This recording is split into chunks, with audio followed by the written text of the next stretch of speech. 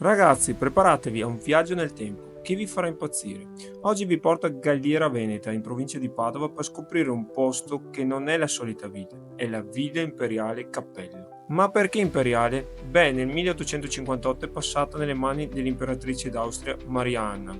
Immaginate che storia, da lì il suo nome è diventato leggenda. Nata nel lontano 1530 come dimora dei nobili Cappello, questa villa ha visto di tutto.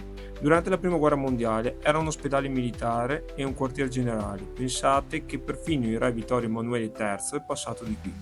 Oggi è un mix incredibile, ospita una residenza per anziani, una comunità terapeutica e la biblioteca comunale, ma il vero spettacolo sicuramente è il suo parco. È considerato uno dei parchi più belli d'Italia, 8 ettari di pura magia, con un lago sereno, un'isola e sentieri fiancheggiati da roseti profumatissimi. È stato progettato con criteri scenografici da un genio, Francesco Bagnara, per creare illusioni panoramiche da favole. Qui si respira pace, benessere e tranquillità. Una passeggiata completa vi porterà via circa un'ora e mezza di puro relax. C'è anche un chiosco bar e un'area giochi per i più piccoli.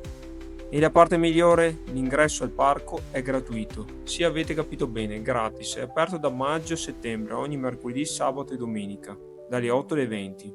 Allora, siete pronti a fare un salto in questa meraviglia nascosta del Veneto? Tagga un amico, salva il video e segui il canale per altre meraviglie in Italia.